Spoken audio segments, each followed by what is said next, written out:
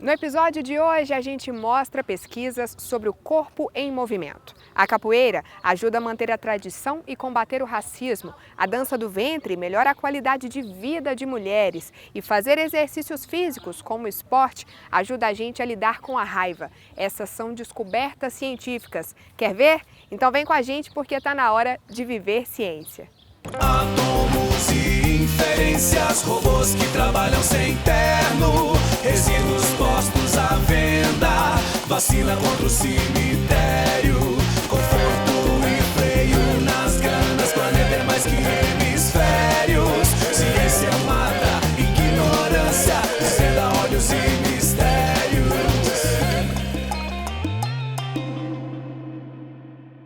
No dia a dia, muita coisa deixa a gente estressado, com raiva, né? Mas olha só, quem faz atividade física tende a ter mais controle nessas situações, reagir melhor. Isso é descoberta científica. A gente te mostra agora.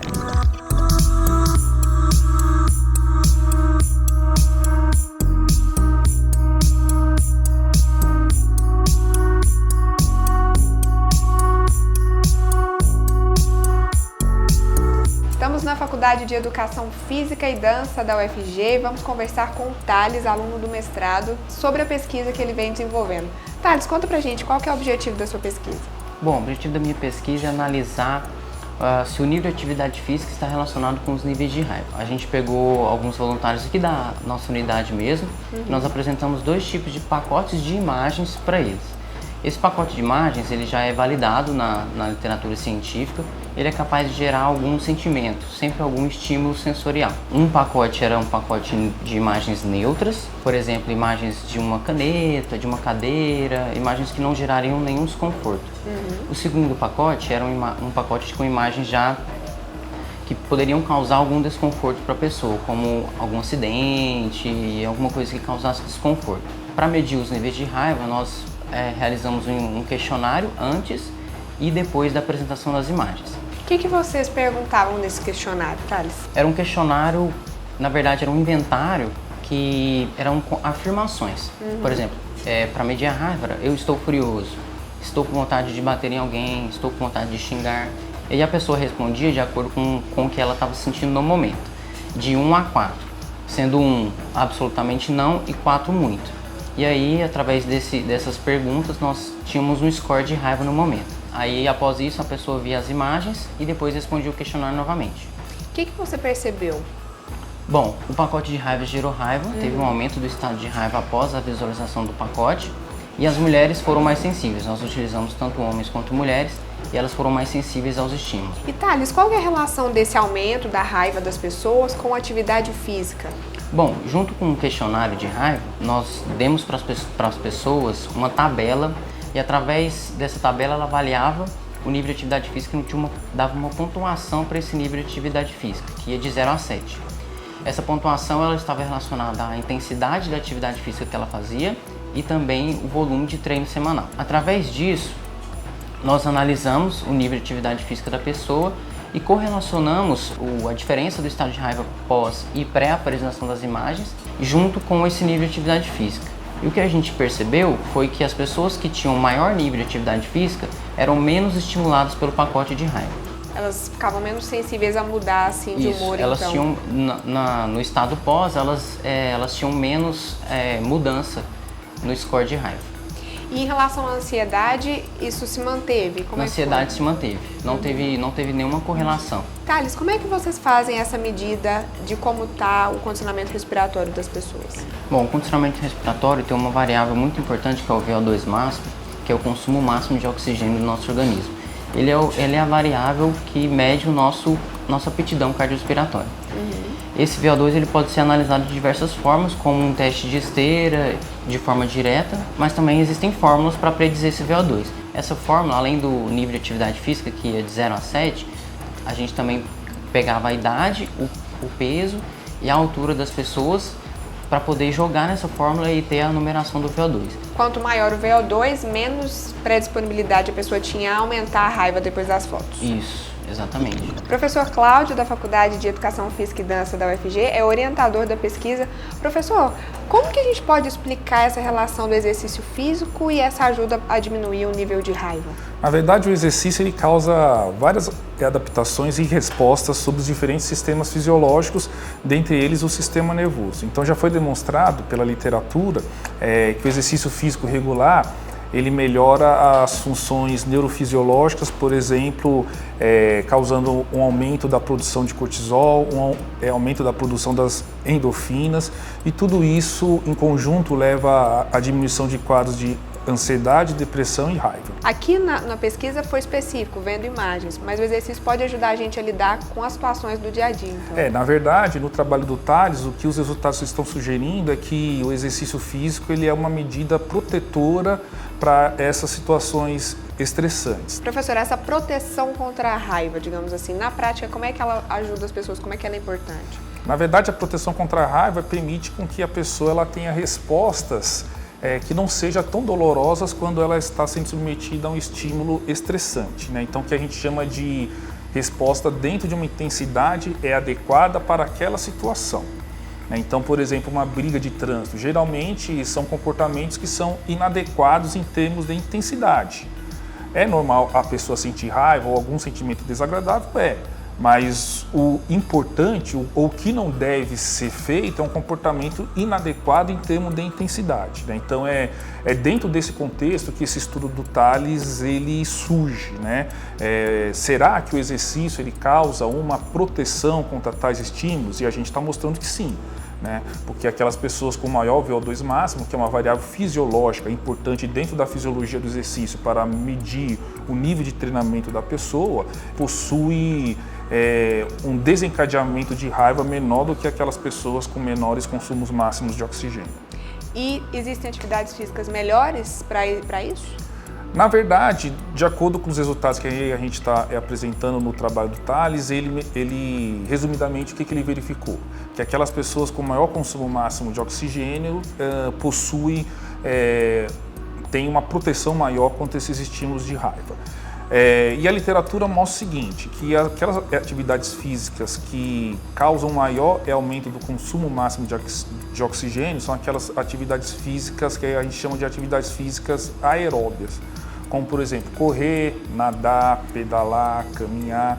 Isso não impede que o treinamento de força, a musculação, não possa ser utilizado, porque a literatura também mostra que a musculação também tem a capacidade de aumentar o consumo máximo de oxigênio em uma magnitude menor, é verdade, mas também aumenta o VO2 máximo. O que as sociedades científicas preconizam, em linhas gerais, é um exercício de intensidade moderada, com a frequência na maioria dos dias da semana, no mínimo 5 vezes por semana, de intensidade moderada. Se isso não for possível, a pessoa pode fazer menos, 75 minutos semanais, só que o exercício ele tem que ser mais intenso e realizado no mínimo 3 vezes por semana. E com acompanhamento de profissional? Preferencialmente sim, com acompanhamento de um professor de educação física, que no Brasil é aquele profissional com a habilitação legal para prescrever e supervisionar o treinamento. Então o recado é... Tem que fazer exercício físico. No próximo bloco, você vai ver como a ciência comprovou que a dança do ventre melhora a saúde e a autoestima das mulheres. Não sai daí.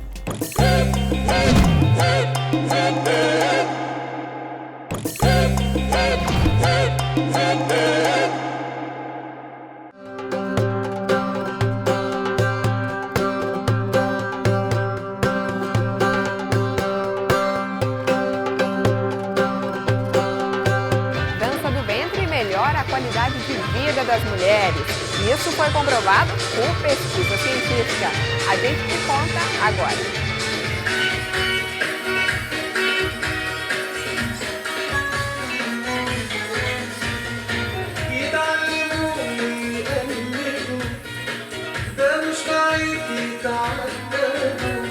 Janete, a pesquisa que você desenvolveu começou, na verdade, por um estímulo pessoal, né? Você é uma pessoa que pratica dança do ventre, né?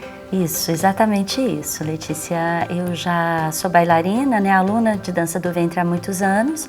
Então, nasceu de uma uma curiosidade pessoal, também em função de que eu já estudo qualidade de vida também já há algum tempo. Então eu quis unir essas três temáticas, né? Qualidade de vida, imagem corporal e a dança do ventre. Quando você fala imagem corporal, é a imagem que a mulher tem do seu próprio corpo? É por aí? É, exatamente isso, né? Todos nós, ao longo do nosso desenvolvimento, nós vamos desenvolvendo e criando, formando, na verdade, uma imagem de nós mesmos, né? Que não é só uma imagem do corpo físico, mas ela é uma imagem também da questão emocional e psicológica. Então, a minha formação profissional é em psicologia. Então, na psicologia, a gente trabalha muito com essa questão da imagem corporal, né? E eu sempre tinha essa pergunta, né, essa dúvida em relação a como a mulher que pratica a dança do ventre, como é que ela lida com a própria imagem, com o próprio corpo, né? E isso está muito ligado com a autoestima. Então, é um estudo que também passa pela questão da autoestima, do amor por si mesma, né? Da valorização, não só do corpo, mas da pessoa como um todo. A pesquisa teve duas partes. A primeira foi a análise de 9 estudos de outros países sobre como a dança melhora a qualidade de vida. Eles foram feitos com mulheres que possuíam algum tipo de patologia, com algum problema de saúde. Então, especificamente 3 grupos, né? Um grupo com obesidade, um grupo de mulheres com câncer e um grupo de mulheres com fibromialgia. Então, nesses 3 grupos, aplicou-se algum tipo de dança e todas elas, né, em todos os estudos, verificou-se melhoria em todos os aspectos, tanto no aspecto de qualidade de vida, como nos aspectos também da obesidade, né, alguns sintomas do câncer e também da fibromialgia. Depois, a segunda etapa foi pesquisa de campo. A pesquisadora conversou com 98 mulheres alunas de dança do ventre em escolas de Goiânia. Meu nome é Selma, eu faço a dança do ventre aqui tem 6 anos. A dança do ventre, ela me ajuda na questão física, de exercício mesmo, assim, pra mim é um exercício muito intenso. O meu amor próprio cresceu muito, assim. É muito impactante a gente fazer aula e vir e usar top, usar roupa colada e se olhar no espelho, se encarar e se olhar com carinho, se amar, né? E a dança do ventre, ela vai trazendo isso, né? Uma descoberta, uma autodescoberta. Eu apliquei um instrumento de qualidade de vida, que é da Organização Mundial de Saúde, que é o Rucol Breve, e um instrumento que é de imagem corporal. Ele é específico para avaliar o grau de satisfação em relação à imagem corporal, né? E aí um aspecto também muito interessante dos resultados da minha pesquisa é a questão do IMC, né? A dança do ventre, ela é uma dança que trabalha vários aspectos do feminino, inclusive, né? Trabalha muito com movimentos pélvicos, trabalha muito com respiração, com alongamentos. Então, todos esses movimentos possibilitam muito uma melhoria no aspecto físico. Como é uma dança que também exige muito fisicamente, ela tem movimentos, às vezes, bem acelerados, né? Com os ritmos, como, por exemplo, ritmos que tem muita percussão, né? Que se usa muito percussão, a mulher também emagrece. E aí ela diminui o IMC. E ela diminuindo o seu IMC, ela começa a se sentir melhor. E à medida em que ela vai se sentindo melhor com o próprio corpo, ela se aceita mais, ela se ama mais, consequentemente melhora a qualidade de vida. E a qualidade de vida, ela é dividida em vários aspectos, né? Um deles é o aspecto físico, o aspecto social, o aspecto ambiental e o aspecto emocional ou psicológico. Só que o mais interessante dessa pesquisa é que os 4 domínios, eles estão relacionados. Então, quando um deles ou mais de um deles é afetado, consequentemente todos os outros domínios também são. Então, o resultado final da tese, né, a minha tese, ela mostrou que de fato a dança do ventre em específico, ela possibilita essa melhoria no aspecto do físico e do psicológico e, consequentemente, o ambiental e o social. Assim como a aceitação, uma melhor aceitação da imagem corporal. A mulher, ela passa a se aceitar mais, a se amar mais, a autoestima melhora, aumenta e, consequentemente, ela vive melhor e mais feliz, né? E mais satisfeita com ela mesma. Agora, Janete, tem um tempo mínimo, uma frequência mínima para esses resultados serem realmente percebidos? Na minha pesquisa, esse tempo mínimo foi de 8 semanas. Então, inicialmente, esse é um estudo inicial, um estudo preliminar, né? É claro que cabe a investigar um pouco mais, mas pelo menos por 8 semanas. E 2 vezes por semana? 2 vezes por semana, durante no mínimo 8 semanas. Um ambiente com mulheres, né? Então, além disso, tem essa questão do respeito, do olhar para a outra sem competição, sem raiva, sem se comparar, sem se olhar de forma negativa, olhando para a outra, amando a outra, né? Então, a gente, além disso, a gente faz muitas amizades, né? A gente fortalece os vínculos. É uma coisa que eu vejo toda a aula, assim, as meninas às vezes chegam tristes, assim, ou cansadas, extremamente cansadas do dia a dia, né? É uma aula sábado de manhã e saem assim radiantes, porque tem essa potência de transformação mesmo, a dança do ventre. Olá, sou Mari Faria, professora de dança do ventre em Goiânia. Estou aqui para contar um pouquinho dessa dança milenar que vem transformando a vida de muitas mulheres.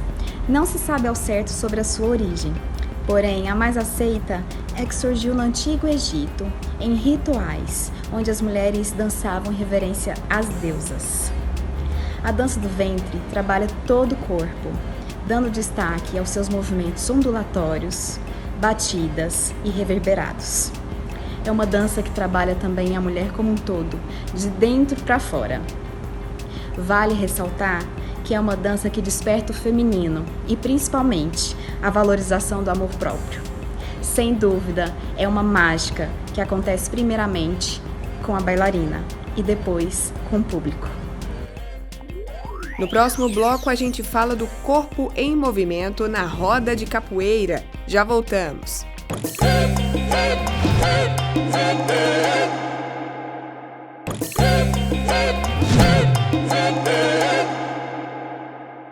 Caimã, caimã, caimã, caimã, caimã, caimã, caimã, caimã. Dança, jogo e luta. Há quem diga que capoeira é tudo isso ao mesmo tempo. Independentemente da definição, uma coisa é certa: capoeira é corpo em movimento. No Brasil, a gente tem basicamente 2 capoeiras. A capoeira Angola, que ela é mais antiga, e ela foi o resultado de toda a capoeira desenvolvida no Brasil desde a época que os negros chegaram aqui. E aí no século XX, na Bahia, em Salvador especificamente, o mestre Pachinha sistematizou a capoeira Angola para fazer essa relação, né, com a nossa ancestralidade. Aí dentro da capoeira Angola nasceu a capoeira regional com o mestre Bimba, e a intenção do mestre Bimba era de realçar a parte da luta da capoeira regional. Então, na prática, como que você distingue, né? Capoeira Angola ela é mais dançada, digamos assim, e os movimentos da capoeira Angola são mais lentos e mais próximos do chão. É um jogo que a gente chama de jogo mais encaixado, né? E a capoeira regional valoriza muito o aspecto marcial, tanto é que tem as cordas, os mortais, os golpes mais ofensivos. Mas a base das duas também é o movimento da ginga. Zilda pesquisou sobre a capoeira durante o doutorado na Faculdade de Letras da UFG. Ela observou como é a interação comunicativa na roda de capoeira. Eu fiz uma pesquisa bibliográfica no sentido de valorizar a produção dos mestres e capoeiristas, porque assim, a capoeira nasceu, assim como o samba, as religiões da Umbanda e do Candomblé, como uma tradição oral. Essa tradição oral se mantém e ela foi complementada com a produção escrita, de modo que os capoeiristas estão nas universidades realizando pesquisas sobre a capoeira em diferentes áreas. Os mestres de capoeira escrevem livros, né, como uma maneira de registrar, de guardar. E eu achei interessante mobilizar essas obras para analisar ali, porque eles fazem uma descrição fidedigna e super detalhada da roda de capoeira, dos campos, dos movimentos, das metodologias de se ensinar a capoeira. A pesquisa foi baseada em duas teorias principais. Uma delas é a ecolinguística. A ecolinguística é uma teoria que estuda a linguagem humana, né, especificamente a linguagem verbal, uma perspectiva ecológica, ou seja, ela une a ecologia, que estuda as interações dos seres vivos no meio ambiente, com a linguística, que estuda a língua. Portanto, a ecolinguística estuda as relações entre língua e meio ambiente. Como que a nossa comunicação está relacionada ao espaço. E como é que isso entra na capoeira? Na roda de capoeira, a gente percebe que há uma interação do corpo com o espaço e essa interação se dá em vários níveis. No primeiro nível linguístico, verbal, que é pelos cantos, né? Capoeira tem música. Ê, Paranauê, Paraná, Paraná, Paranauê, Paraná.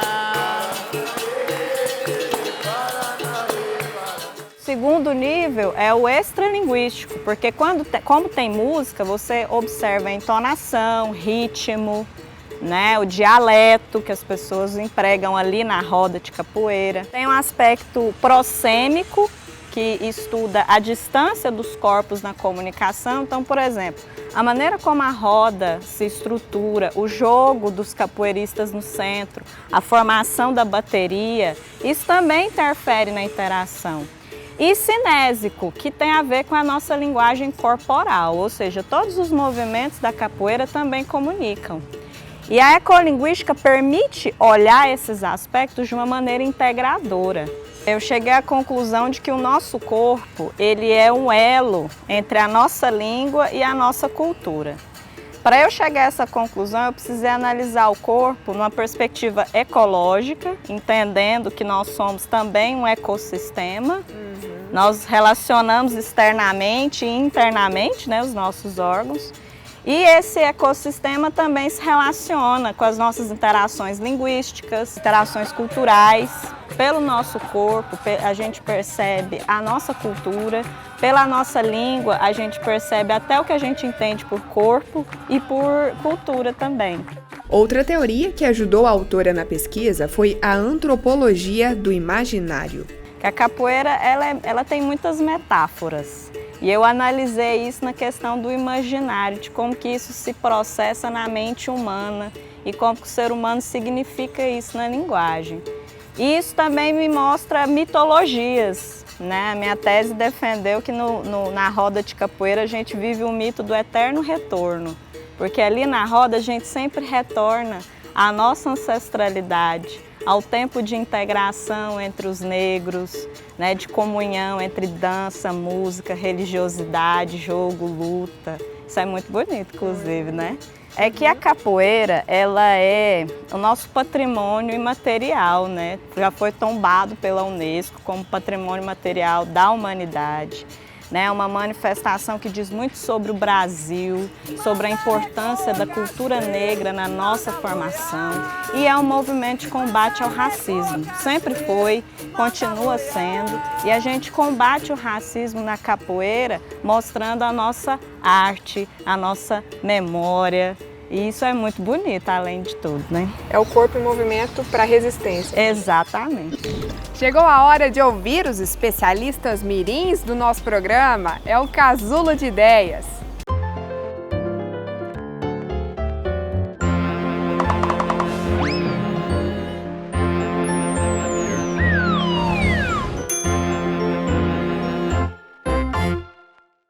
Oi, meu nome é Vitória e eu tenho 5 anos. Oi, meu nome é Maria Eduarda, eu tenho 9 anos. Oi, eu me chamo Alice Vitória e eu tenho 9 anos. Vitória, você conhece a capoeira? Capoeira de festa de carnaval? Como que é que você já viu em festa de carnaval? Eu nunca vi em festa de carnaval. Você nunca viu de perto?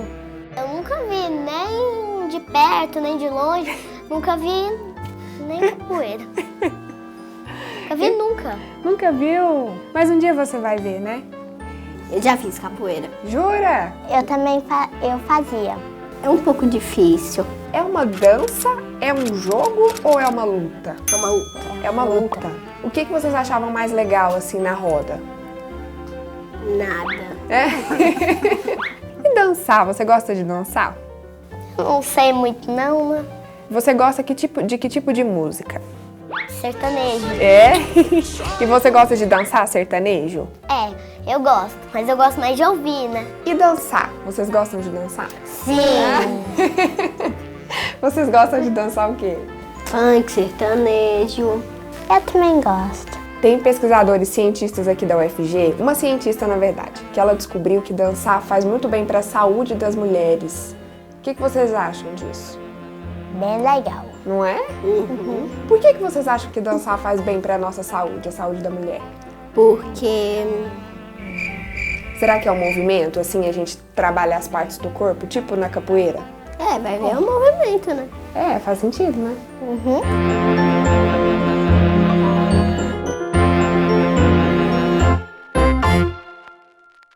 Dança, esporte, luta. Seja como for, o que a gente aprendeu no episódio de hoje é que o importante é movimentar o corpo. O Viver Ciência fica por aqui. Até a próxima!